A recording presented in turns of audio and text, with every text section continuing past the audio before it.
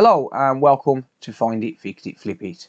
This is a series where I'll take a starting budget of £100, find faulty items and try and fix them to flip for profit. So the rules to this series are relatively simple. I've got to take my starting budget, find faulty items and then try and resell those after I've fixed them to make as much money as I can. There's a starting budget, like I said, of £100. And as the series goes on, whatever money I have in the kitty after I've resold the items goes towards the next episode. At the end of every episode I'm going to do a summary, and then at the start of the next episode I will tell you how much I've made on those particular items from the previous episode. So the rules are relatively simple. There's a starting budget of £100. I have to buy faulty items so they can't work. So I have to buy faulty items, I have to fix them and flip them. So I can take a loss if I need to. So if I need to recoup some losses and I can't fix the item, then I can resell it as faulty. But I have to be honest in the listing and announce that I have made a repair attempt. Whatever money is left over, I can use on parts. But if I don't have enough money for parts, I should have what I need in the workshop to be able to perform most repairs. However, if that's not possible, I can add money to the budget in extreme circumstances. The money will then be taken back once I resell the device, and it will come off the total cost, profit and loss. At the end of the series, I'm going to be giving away 15%. So one winner is going to win 5%, and then another winner is going to win 10% of the total earnings from the series. That includes the £100 that I've initially started with. So without further ado, let's get into the episode. Find It, Fix It, Flip It is proudly sponsored by PCBWay.com. PCBWay is the all-in-one solution for custom printed circuit boards, flexible printed circuit boards, SMD stencils and even CNC and 3D printing. PCBWay are also proud to announce that until the 30th of November 2021 they're holding their 4th PCB Design Contest. This design contest is focused on Internet of Things and robotics, and it's completely free to enter. Entrants can win up to $6,000 in prizes, with first place getting $1,500, a $200 coupon and a Raspberry Pi 4G. Head over to the link in the video description to learn more or to submit your entry.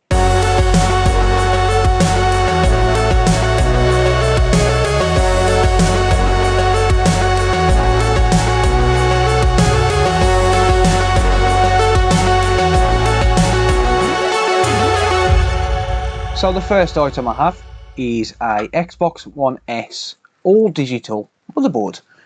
This motherboard I purchased from eBay for £25 and apparently it does not turn on. So apparently there's no power whatsoever, and it should be rather interesting to see if I can get this to work. So the seller stated in the listing that this does not turn on, and I have purchased from this seller before, and unfortunately it doesn't come with the back plate, so this part here. It also doesn't come with the outer housing, and it also doesn't come with some of the accessories, so the hard drive, the power supply and the front panel, which isn't a problem because I intend to sell this as just a motherboard, heatsink and fan on its own if I can get it working. So I paid £25 for this. I have bought from the seller before, and the seller was relatively honest in the last listing. I did manage to fix the last item that I bought from them. So I decided to buy from them again to start the challenge off, and hopefully I can get this one to work and hopefully I can make a profit on it. So I will attempt to sell the outer frame as well, and hopefully I should make some profit. This was relatively cheap at £25, so it should be nice and easy to resell and turn a profit. And usually when you have a no power issue on an Xbox One S, it's normally down to the MOSFETs on the power phases, so it's relatively simple most of the time to fix. So hopefully it's not going to be too expensive, and hopefully it's not going to be too difficult. So I've moved the outer frame out of the way. I've unscrewed the screws that it comes with, and as you can see it comes with the heatsink, the fan, the X clamp, the outer frame, a couple of little bits which are pretty useless, no one really buys those, and the Wi-Fi card which someone might need, so I might be able to sell it for a few pounds. The first thing I'm going to do is I'm going to just see what's happening with this. So I've got a power supply here. This is what we call a known good power supply, and this should allow me to figure out roughly what's going on with the system based on what happens when I attempt to turn it on. Hopefully I can get this working. So I'm going to plug in a power source, and you'll notice I've plugged in a front panel as well, and it's completely dead. Okay, so that's a good thing because that should be relatively straightforward to fix. So let's just get this heatsink off here.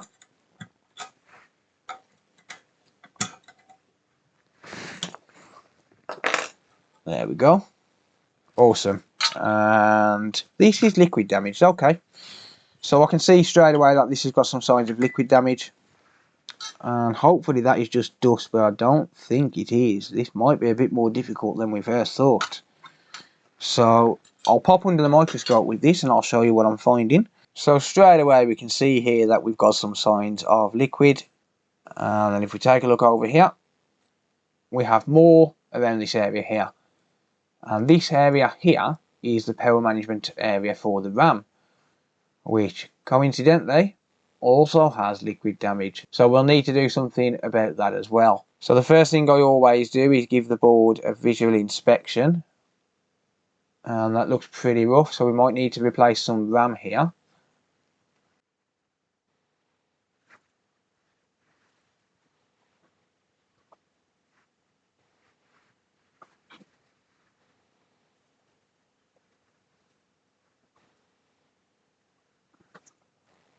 And the rest of the board looks absolutely fine. So judging by the state, we need to sort out these two power phases, and we also need to sort out the couple of RAM chips as well, and the RAM power management area which has liquid damage. So we'll start with the power phases because that's going to be preventing us from turning this on. And the first step for diagnosis is going to be to test the 12 volt rail using continuity mode on the multimeter to see if we have a short to ground. So we're going to pop one probe on the USB ports just to ground the multimeter, and the other probe we're going to pop on these, well, any one of these 3 pins just here, and we do have a short to ground. So that beep there tells me that there's a continuous path between this probe and this probe, which means that we've got a continuous path between these 3 pins here, which are the 12 volt power rail, and the ground point. So these ones here on the bottom are ground, we should have continuity there, and these ones here are 12 volt, which should not be continuous. We'll also get a short just here and on several other different areas of the board. Now a 12 volt short is relatively simple to figure out because most of it is contained down here, and it should be relatively easy. And the way we're going to figure out exactly where the 12 volt short is to use diode mode on the meter, and we're going to test this area here. So this power phase here is phase number 2, it's the one in the middle, and under diode mode we have a 0.628 volt drop to ground, which means that this is not the culprit. Let's test this MOSFET here, and we have a 0.04 volt drop to ground on this MOSFET here, which means that this is the culprit. However, this isn't going to be the only issue because we obviously have a lot more to deal with here. What I'm hoping here is that all of this died before it done any damage underneath the RAM, because then that would just be a case of cleaning it. So I'm going to use some isopropyl alcohol. This is 99.9% isopropyl alcohol. I've just put it in a spray bottle to make my life a little bit easier. The first thing I'm going to do is I'm going to warm up the board, just because this is all sticky and I don't want it to be difficult to remove. So I'm going to use my hot air and I'm just going to warm it up.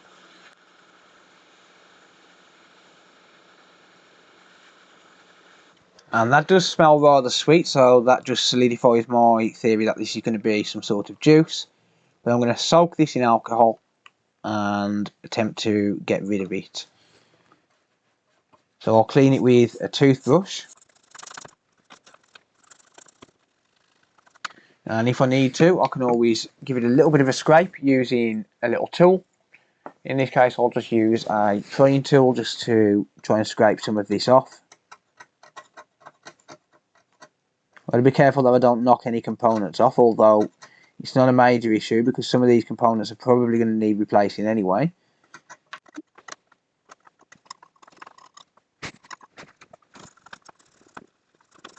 Okay, and as you can see, this hasn't cleaned up very well. That juice is stuck there pretty good. Looks like it's been left there for quite a long time. So I'll show you a couple of tricks which we can use to actually clean this up properly. The first of those is going to be to remove these components that are damaged. So I'm using hot air to desolder this. And as you can see, some of this is actually catching fire.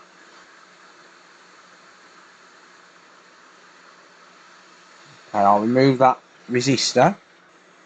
Let's remove the capacitor as well, and the MOSFET. And I'm also going to remove these components here.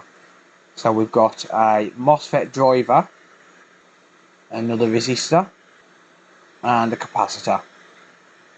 So now let's see if this wants to clean up.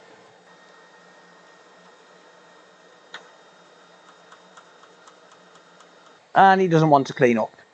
So let's use another little trick which I have. So I'm basically going to add some flux all the way around.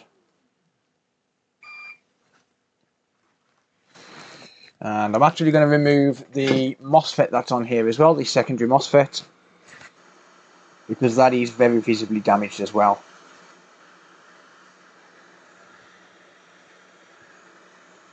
Okay, and while the heat is there, I'm just going to give it a little bit of a scrape with the tweezers.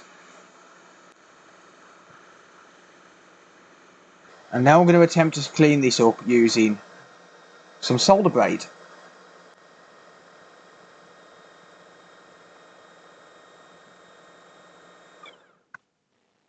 So the solder braid is going to act as an abrasive, and it should clean up the majority of this. So we might end up with some damage to the coating on the board,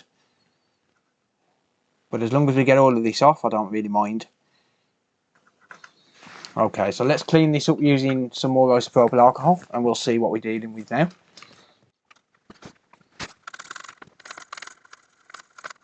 Okay, it's starting to look a little bit better.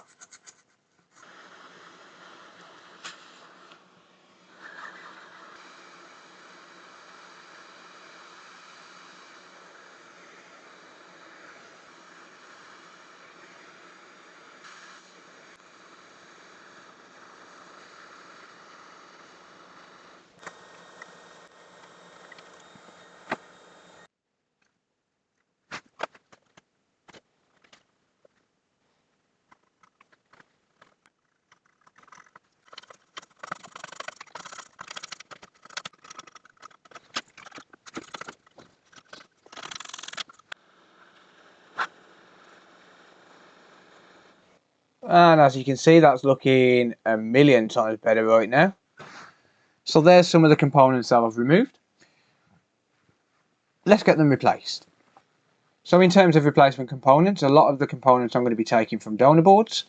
So donor boards are basically dead motherboards which I can take components that I need, such as the resistors, the capacitors, and these big MOSFETs. I don't actually have these big MOSFETs, so I will be using donor boards. These little MOSFETs I do have, and the resistors that go here I have as well. And the same for this resistor that goes just down here. The same as this MOSFET driver, I do have brand new components, so wherever possible I will use new components. So I'll start off by just adding some flux. So flux is going to help me to solder new components on. It's going to help the solder to flow. But we're just going to tin all of these pads. We might need to do a bit of scraping.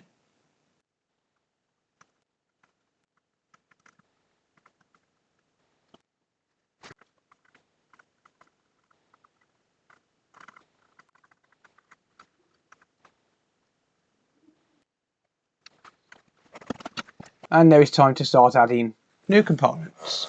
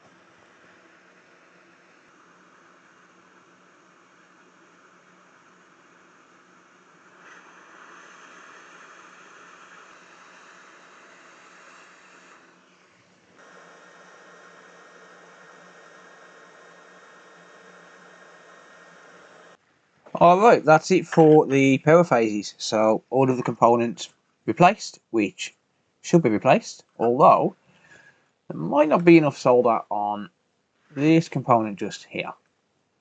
So the reason that this wouldn't have soldered properly is mainly because the board was so heavily damaged. It's probably got some oxidation or something on the pads. It just takes a little bit more scraping to get it done.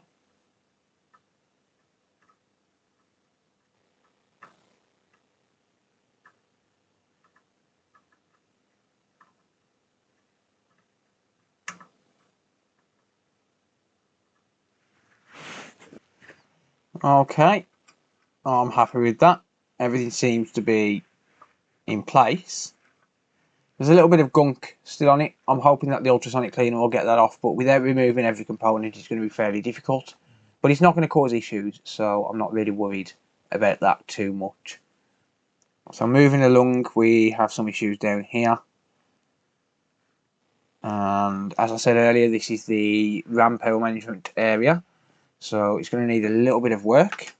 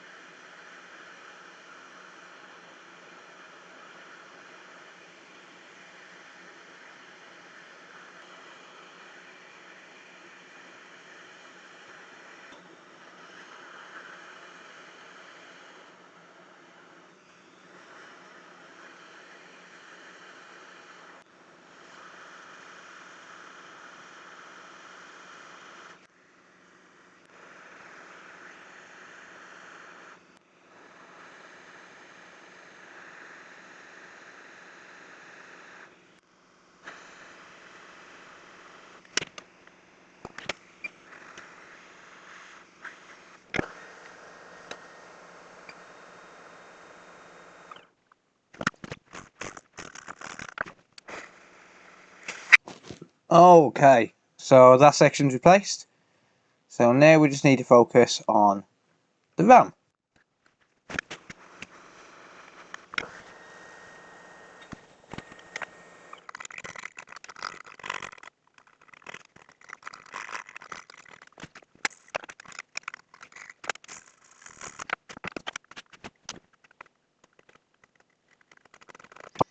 Okay, so as you can see here, when I'm scraping around the edge of the RAM, there is definitely some residue under there.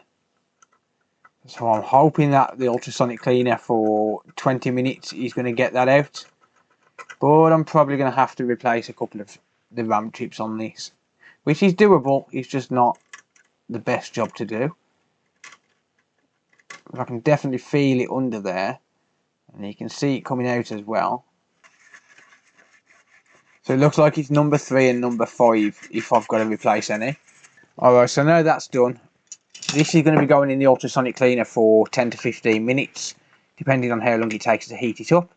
So the ultrasonic cleaner is basically a cleaner which emits ultrasonic sound waves, and the waves are going to vibrate across the board, and it's going to clean out underneath all of the BGA chips all around the board, and hopefully it's going to come out looking nice and clean. All of this area has been replaced, all of this area has been replaced. We might need to replace this RAM chip and this RAM chip, maybe. But before we do that, while the ultrasonic cleaner is heating up, I'm going to confirm that the 12 volt short is gone. So our multimeter is going to go into continuity mode again, and I'm going to test the 12 volt rail, exactly like I did when I started the repair.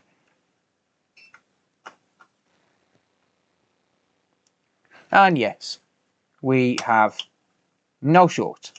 Awesome. So still, I'm not going to attempt to turn this on. But what I am going to do, I don't want the thermal paste inside my ultrasonic cleaner. So I'm going to clean that off using some cotton swabs, and then the toothbrush and isopropyl alcohol as well.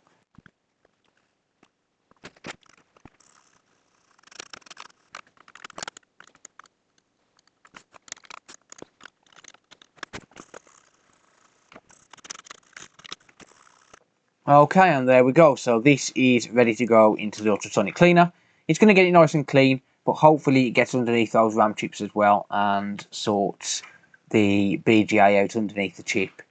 So here's my ultrasonic cleaner, and I'm going to fast forward through this. It takes a long time. It's been heating up for a couple of minutes, but it's going to take a while.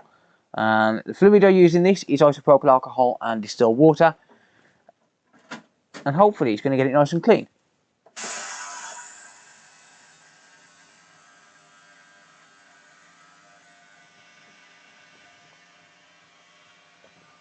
Okay, so this is back out of the ultrasonic cleaner now, and honestly, it looks like a different motherboard.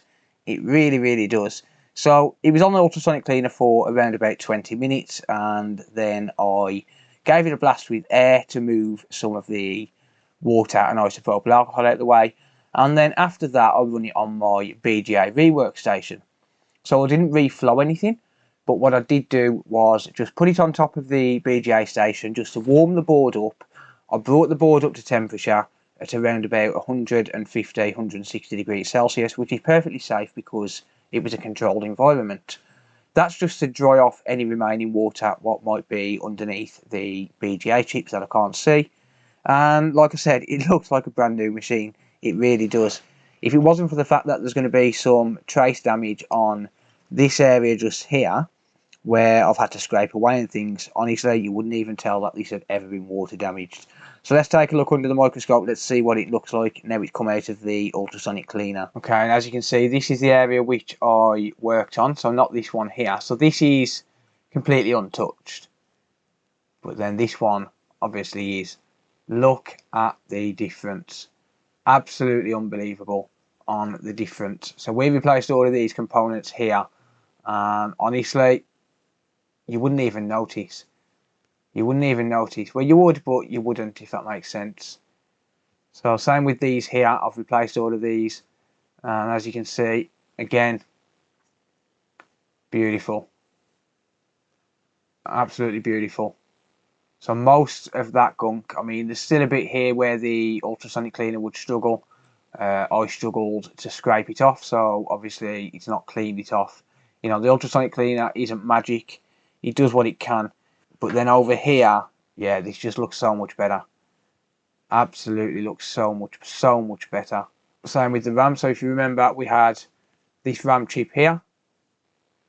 Or was it this one? It was this one.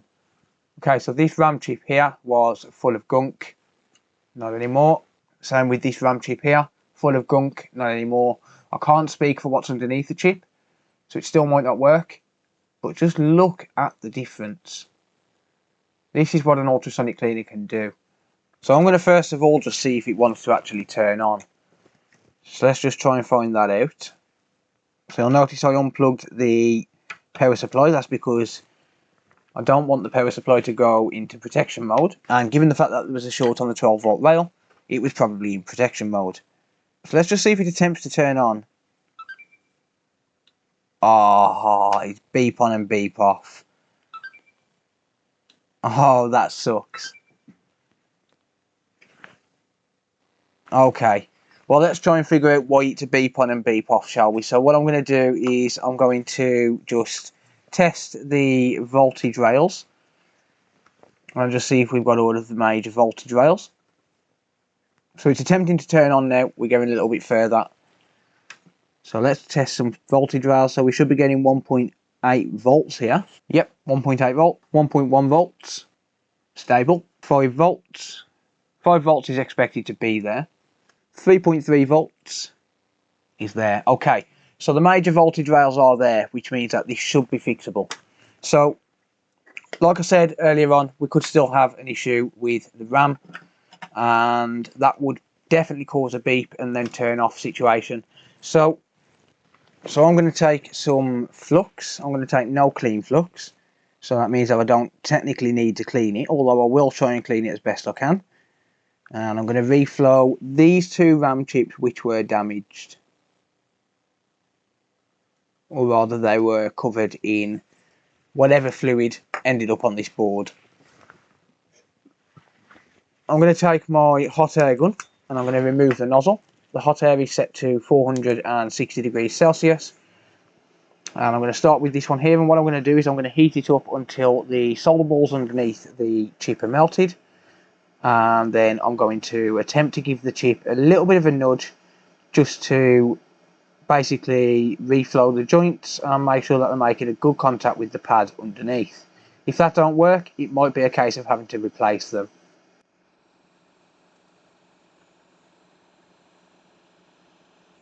That one's done.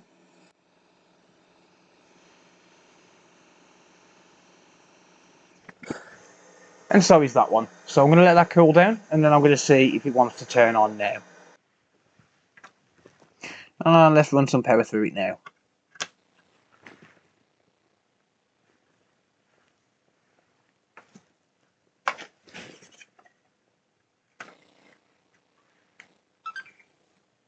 No, it's not working.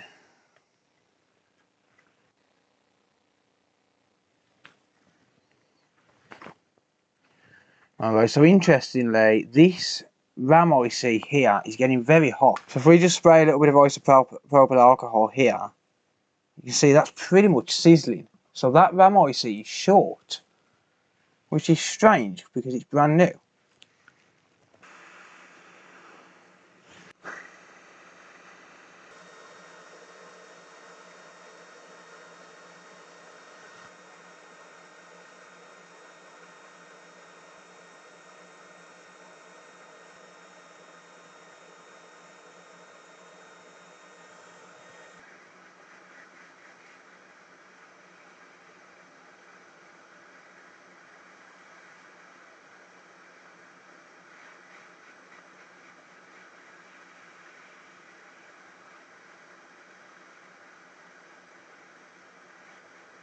Alright, those joints look good, and so do those. So that means that all 4 corners are going to be aligned. So let's just take a look now and see what happens.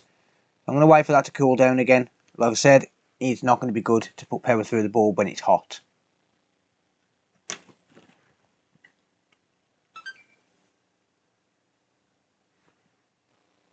Yes! It's working! Yes! I had a bad RAM IC. Wow, that's crazy. That stayed on. Okay, let's get the heatsink and let's see if we can get this thing to actually display a picture. And we do get a display. This is going to come up with an error code because this isn't the correct hard drive for this system. So it will come up with an error code. As far as I know, I can't use this hard drive. I will need to reinstall the software. Okay, and as you can see, we have a display on here. So I'm going to sync up a controller, and I'm going to make sure this works by reinstalling the software. And there we go. As you can see right here, it is signed into my account, and this console is working. The internet's working, it's working in 4K, and it's not banned.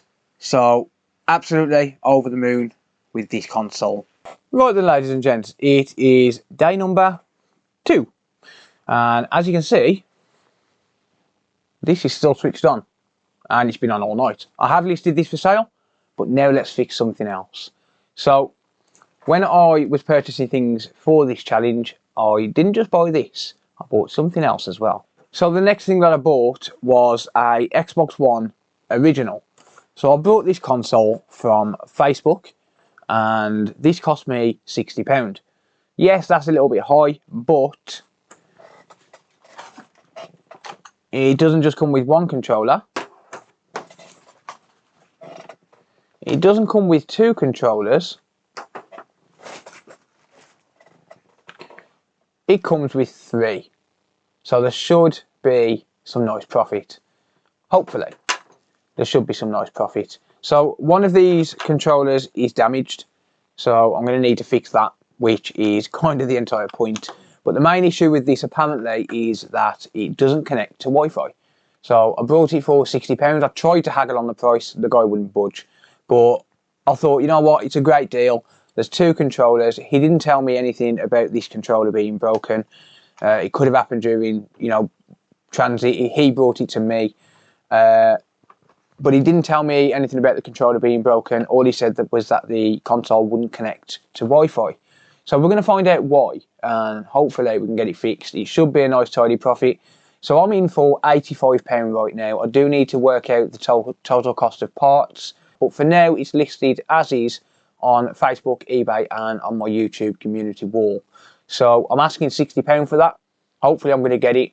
We'll see in the next episode whether I actually manage to sell it for that price or not. But at the minute I'm in for around about £28 on that, plus time, which I can't measure.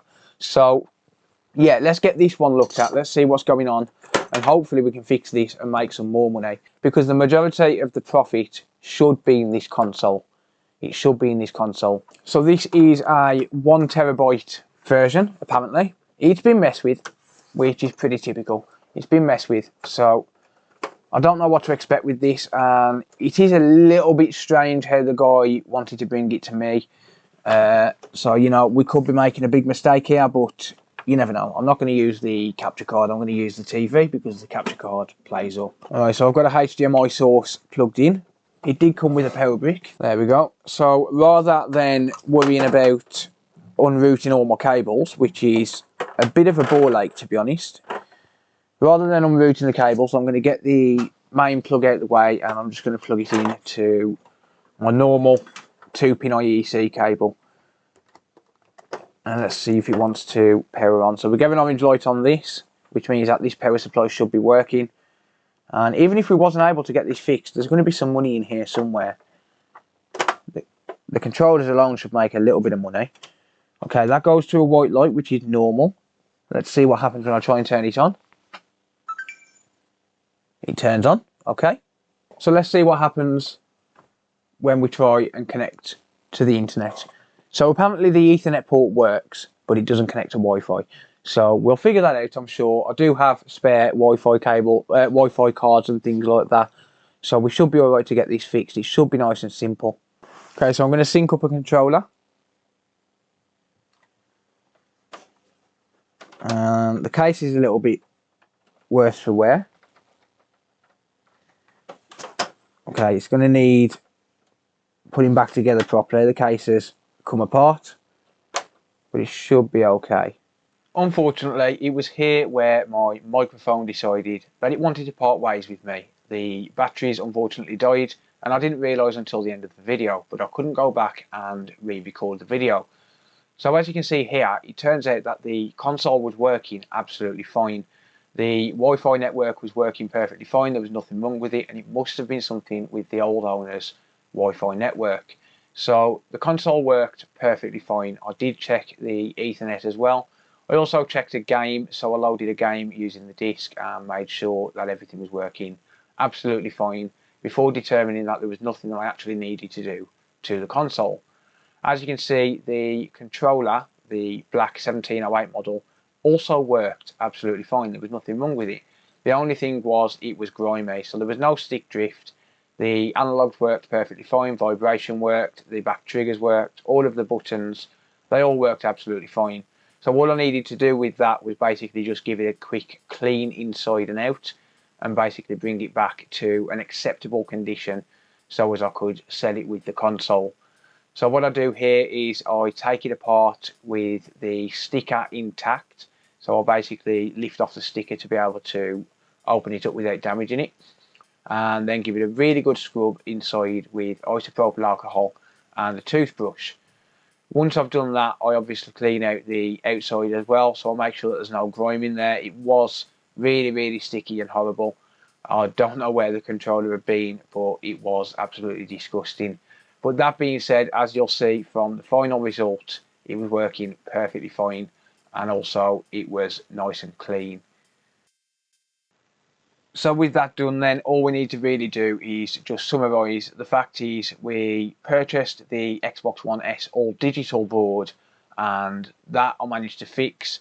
It did take a little bit, it was heavily liquid damaged, but it was fixable and it was working at the end of it. I also purchased the Xbox One original for £60 with 3 controllers, and that's going to be listed on Facebook to try and make a nice little bit of profit on it. So that's going to be it for now. Thank you very much for watching. Join me in the next episode to find out how the repairs went and whether I made any kind of profit or not on the items that I bought. But thank you very much for watching, and until next time, I'll see you later. Bye for now.